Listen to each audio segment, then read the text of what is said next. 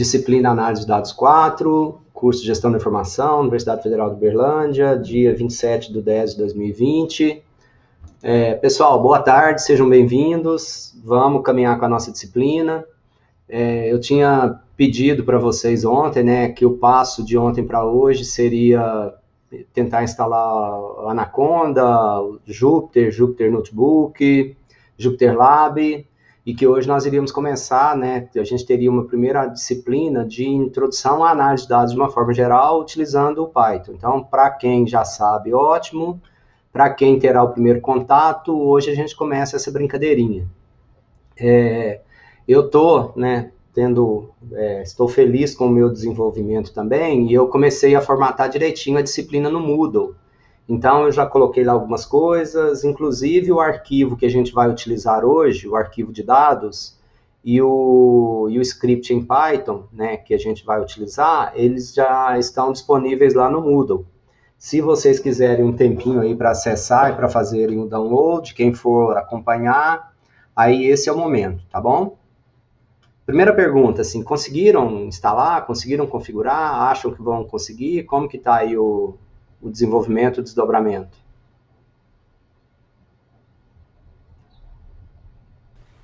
Eu consegui instalar o Navigator. Muito bem, Luiz. Beleza, Fernando? Vamos caminhar. Quem não conseguiu, aí tem um tempinho, se vocês quiserem, tá? Nós vamos usar aquela planilha Excel que vocês têm lá a disciplina, a FAGEN 32401, análise de dados 4. Aí eu disponibilizei, né, já tem o plano da disciplina, o roteiro do trabalho final que a gente discutiu ontem, apresentou, e tem um tópico lá que é a introdução à análise de dados, que aí eu coloquei uma base de dados que está lá em Excel e o script que nós iremos utilizar. Então, fiquem à vontade aí para fazer. Enquanto isso, aí o que acontece? Eu vou compartilhar a minha tela com vocês, tá? Para a gente começar a nossa brincadeirinha, eu apresentar para vocês o que a gente vai trabalhar. Deixa eu ver, tem alguma pergunta aqui. Eu não tenho, Liliane, eu posso depois, não tem exatamente um link direto para lá não, e eu posso depois hoje à noite talvez, porque depois dessa nossa aula eu tenho outra aula, eu dou aula de BI, então, mas eu vou providenciando essas coisas e vai ficando tudo aí pronto.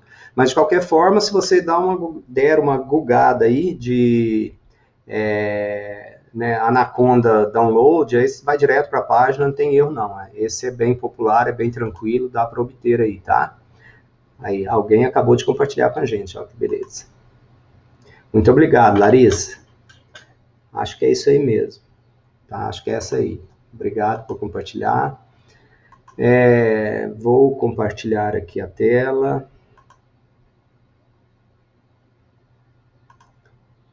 Vocês, né, é como de costume, tá? Vocês fiquem à vontade para perguntar, para falar, enfim, para a gente trabalhar juntos. Então, essa é a cara do nosso Anaconda, né? Então, a gente vai trabalhar nessa disciplina. Dá para trabalhar com o Jupyter Notebook, tá? Mas a gente vai trabalhar com o Jupyter Lab. O ambiente do Jupyter Lab, ele tem mais recursos, tem mais funcionalidades, então ele é mais dinâmico, ele permite mais situações. Então, para nós carregarmos o nosso ambiente, provavelmente ele já está instalado, basta clicar em Launch. E nós esperamos que ele abra uma janelinha para a gente. Eu já estou até com uma outra janela aberta aqui, deixa eu fechar essa aqui.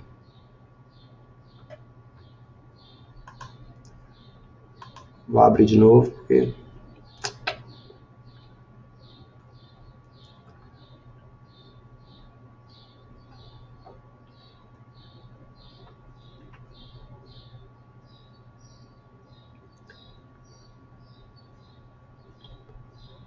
Abri duas vezes, né?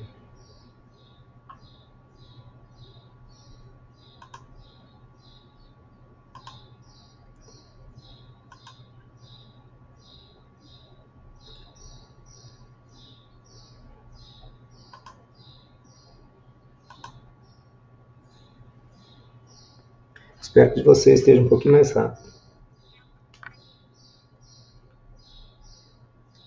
Normalmente é bem mais rápido, tá? Eu acho que é porque quando eu gravo a aula, aí a performance aqui cai bastante.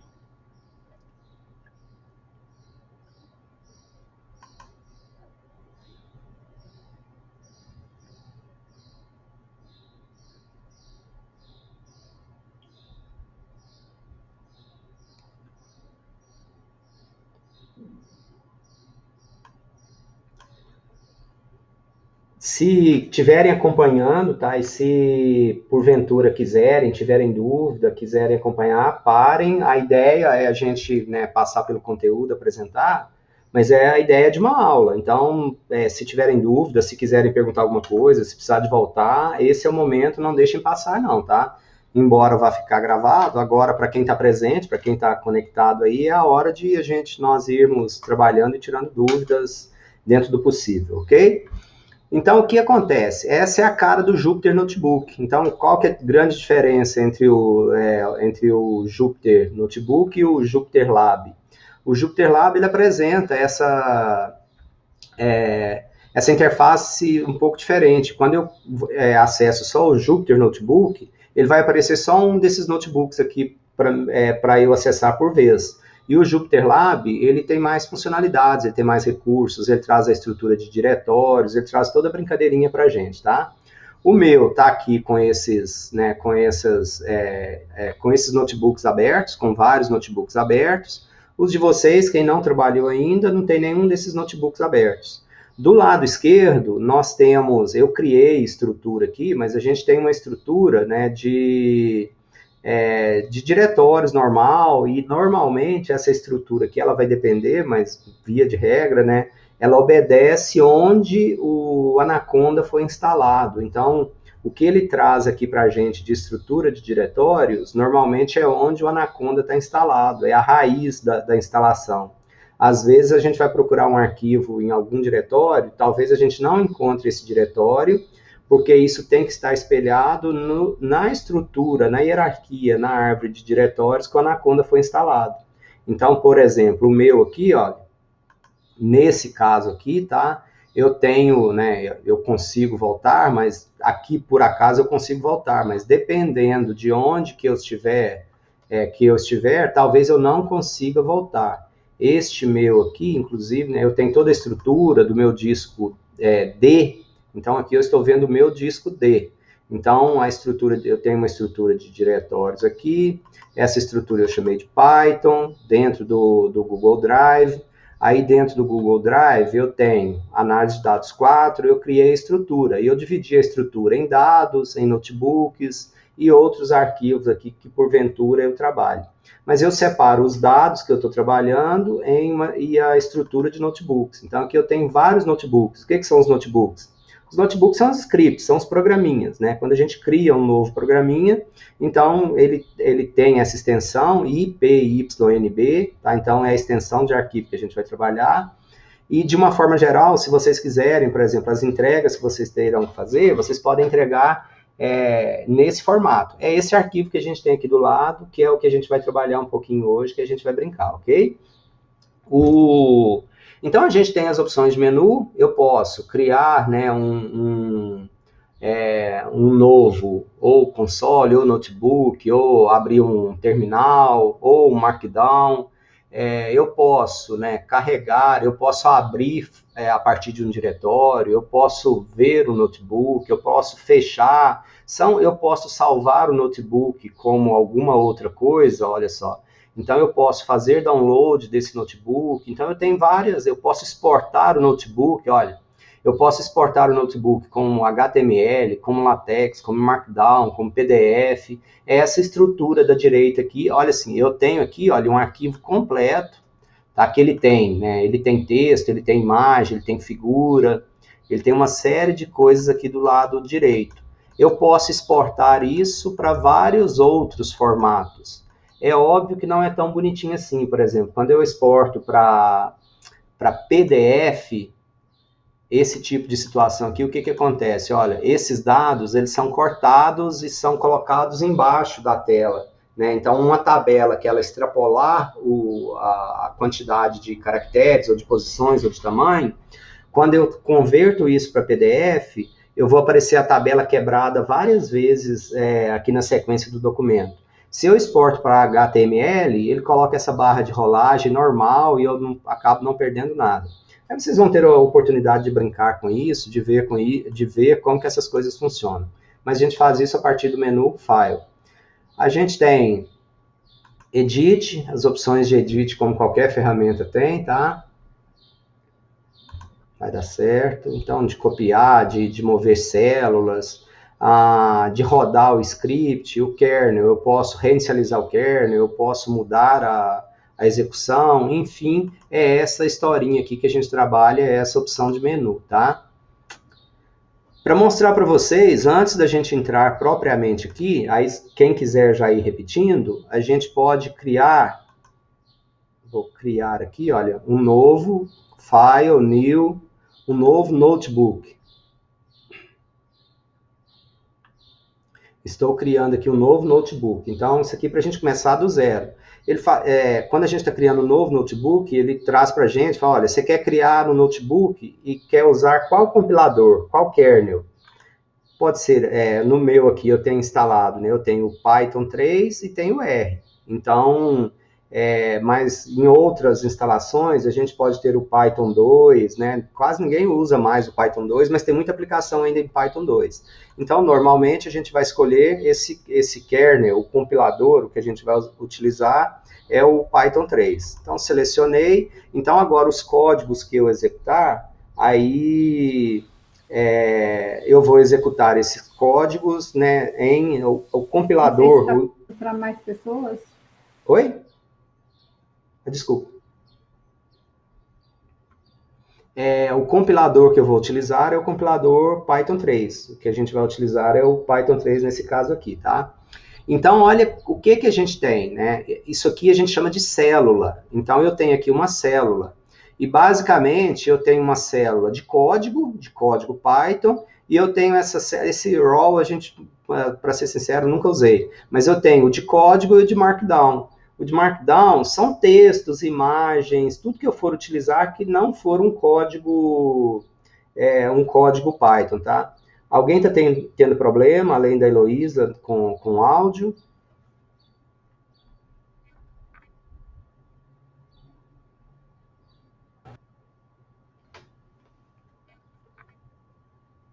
A sua tela está, inclusive, congelada, Heloísa. Eu acho que talvez sua conexão esteja com alguma instabilidade nesse momento.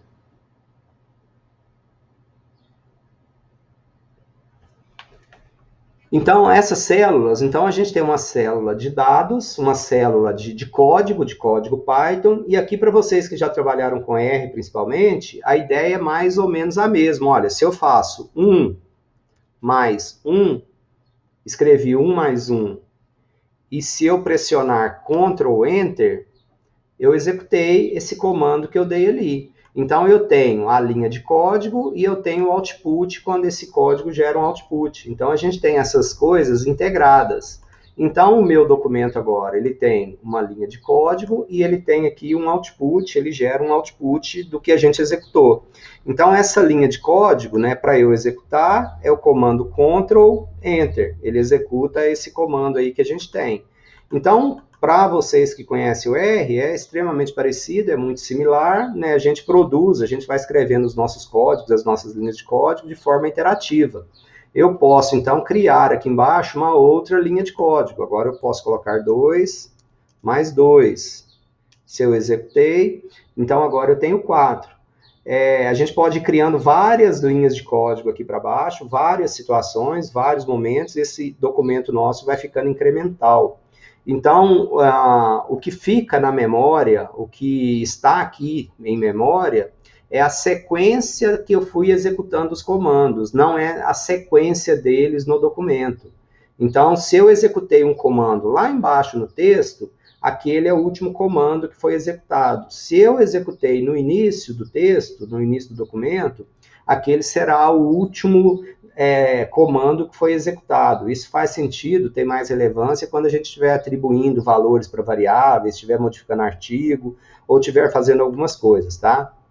Então, o meu documento, olha só, ele está com o nome Untitled 1. Eu posso clicar com o botão direito e eu vou renomear esse bagulho aqui, por exemplo, para a aula 2020 10/27. Eu mudei o nome do arquivo e mudou aqui do lado aqui também o nome. Ó. Então eu mudei o nome do meu arquivo. Aqui eu peço para vocês que sempre que forem fazer entrega de qualquer espécie, identifiquem no nome dos arquivos que vocês forem gerar, acrescentem nos nomes os nomes de vocês, por exemplo, atividade 1, Simone Braga, atividade 2, Simone Braga, sempre acrescentem, coloquem o nome de vocês, isso para mim, para qualquer professor, tá? Já vi alunos ficarem sem nota, porque às vezes é difícil identificar o nome dos trabalhos que vocês enviam, ou quando nós fazemos download, aí se tem só, por exemplo, atividade 1. Às vezes, vários de vocês colocam o nome atividade 1 no arquivo. E quando a gente faz download, às vezes um sobrepõe o outro. Então, às vezes, quando a gente vai analisar, ler o trabalho, procurar o conteúdo, tem essa impressão que não enviou. E já vi casos de pessoas ficarem sem nota. Então, criem por hábito, quando vocês estiverem entregando as atividades, de colocarem o nome de vocês, o nome do arquivo conter o nome de vocês. Isso é uma boa prática para vocês não correrem o risco de terem atividades não avaliadas ou perder atividade. Então, no meu caso, eu peço que sempre procurem identificar o nome dos arquivos com o nome de vocês também, tá? Então, esse aqui é o ambiente que a gente vai trabalhar, é o ambiente do Jupyter Notebook aqui que a gente vai trabalhar, dos notebooks que a gente vai criar. Então, a gente está aqui com o kernel Python 3, que é o executor, que é o que a gente vai compilar é o interpretador dos nossos comandos, e a gente pode incluir, então, a gente tem aqui, então, um código, né, linhas de código, e a gente pode incluir linhas de Markdown. Essa Markdown, cadê? Olha só, vou acrescentar. Acrescentei aqui o Markdown. Vou trazê-lo, estou arrastando para o início do nosso arquivo, tá? Então, eu estou falando que isso aqui é um Markdown. Quando eu falo que isso aqui é um Markdown, para quem já escreveu alguma coisa em HTML, para quem conhece alguma coisinha, o HTML funciona aqui perfeitamente bem, tá? Então, eu vou colocar aqui, estou escrevendo introdução. A hora que eu escrevi e eu pressiono Ctrl Enter, aí eu tenho um texto que apareceu aqui no meu documento, tá? Eu tenho uma série de links que eu vou compartilhar com vocês também, de comandos, de estrutura de Markdown, de como que a gente escreve, como que a gente sublinha. Nesse script que eu mandei para vocês, né, ele é editável, então a hora que vocês derem duplo clique, vocês conseguirão ver tudo que foi produzido ali e entenderem tudo que foi feito, como que foi feito. Mas, basicamente, então, a gente tem uma célula de Markdown, essa célula é Markdown, e essa célula é código. Se eu transformar essa célula de código para Markdown, o que acontece? Olha só, agora, a hora que eu der Ctrl Enter, não vai acontecer nada, porque eu transformei a minha célula para texto, para coisas normais, não é um código mais. Mas eu posso vir na minha tela, editei, e eu posso, nessa célula, e eu transformei ela de novo em comando Python. Então, eu posso transformar para uma coisa e para outra, tá? Então, e observem que cada vez que a gente vai executando, vai acrescentando um número na sequência de execução dos comandos que a gente foi executando. Então, é essa brincadeira aqui que a gente vai trabalhar, tá? A gente tem aqui, olha, eu posso executar, se eu esquecer do Ctrl Enter para executar um comando, eu posso pressionar o run aqui, que eu vou executar, eu posso reinicializar, interromper o kernel, eu posso reinicializar, restart o kernel.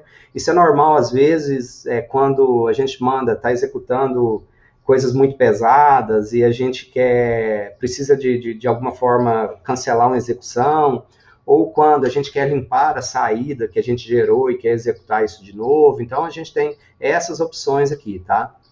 A gente pode recortar uma célula, a gente pode levar de um lugar por outro. Então, esse ambiente aqui é o ambiente que nós iremos trabalhar. Então, eu estou falando aqui do Jupyter Lab, do ambiente notebook que a gente está trabalhando.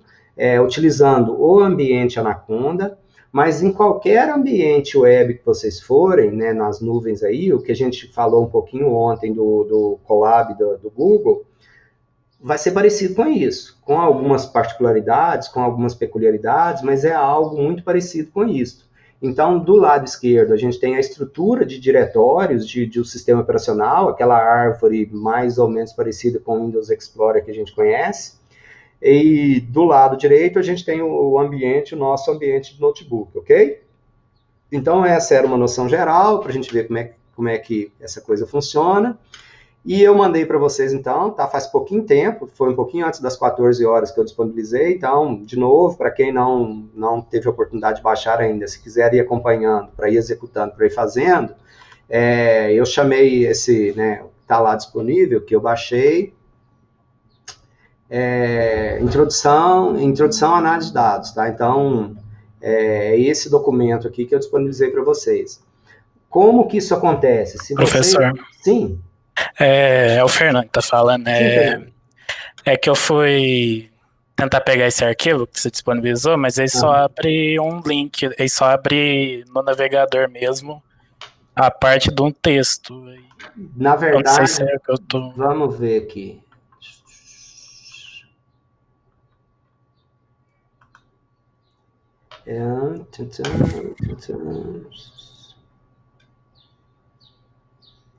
Ele não deveria ser. Eu posso fazer assim, então, quer ver? Que eu não queria o link, eu queria só o arquivo, né? Se eu clicar aqui,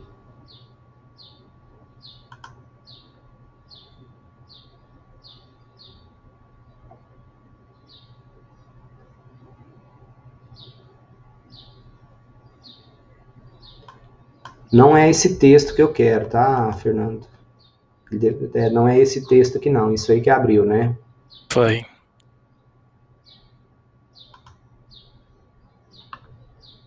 Depois eu tenho que ver como que eu disponibilizo isso para na verdade, não virar essa... Eu vou fazer o seguinte, olha, eu vou mandar no grupo do WhatsApp agora, vamos ver se funciona. Porque esse arquivo é levinho, ele é pequenininho, eu acho.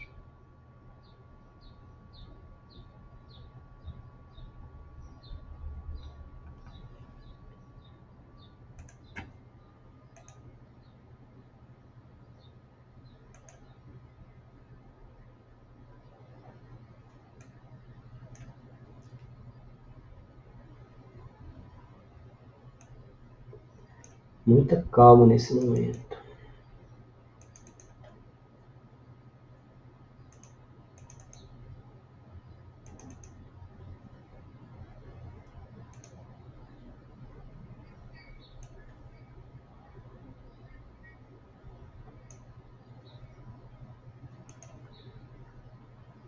Por favor, Fernando, vê se eu mandei no grupo do WhatsApp, vê se você consegue fazer o download. Sim, deu certo. Deu certo, né? Aí para quem quiser também, porque tem alguns que eu acho que consegue. Eu tive essa questão numa aula na semana passada no MBA, e depois eu vou ver como que eu disponibilizo para não abrir isso no browser, né? Para possibilitar fazer o download do arquivo. Mas esse aí agora, para a gente trabalhar agora, então eu mandei agora pelo WhatsApp. Aí a gente pode esperar um pouquinho para quem for trabalhar ter a oportunidade de baixar esse arquivo e abrir esse arquivo, tá? Certinho, obrigado. Imagina, sou eu quem agradece. Peço desculpas.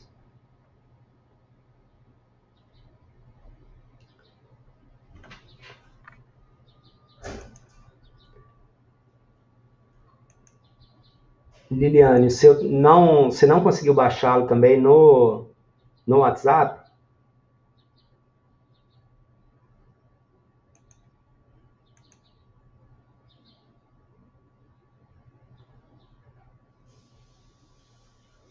O que acontece quando você está tentando baixar, Liliane?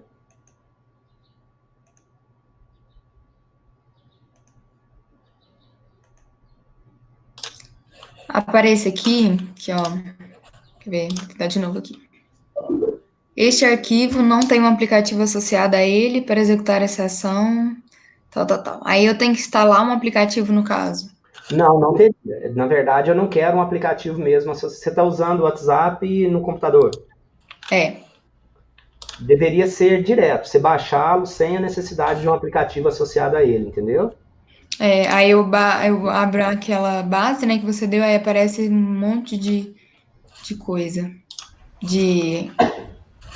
Tipo bug no sistema, sabe? Uhum. É um Não, não. gráfico, professor? Oi? É um gráfico? O arquivo mandado pelo WhatsApp parece um gráfico, uma tabela. Não, Eu abri aqui. na verdade, ele deve gerar para você um arquivo que ele não permite você, não deveria permitir abrir com um editor desses aí, tá? Porque ele seria aberto com o Jupyter Notebook. Então, ele não deveria ser aberto com outro documento, tá? Então, se você clicasse nele aí, você não abri-lo deveria gerar o que está gerando para a Liliane, por exemplo, alguma coisa que ela não consegue ler. Não, eu fiz eu não, eu fiz só pelo WhatsApp, pelo celular mesmo, mas apareceu parecendo como se fosse um gráfico, umas coordenadas aqui, porque eu não foi pelo computador. Vou fazer agora Então, diferente, então. Olha só. Espera aí.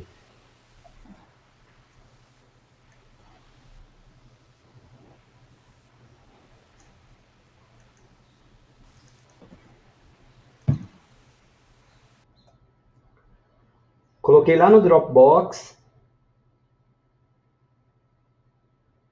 na pastinha AD4, AARE2. Aí eu coloquei o arquivinho lá. Vamos ver quem não conseguiu, se consegue abrir lá.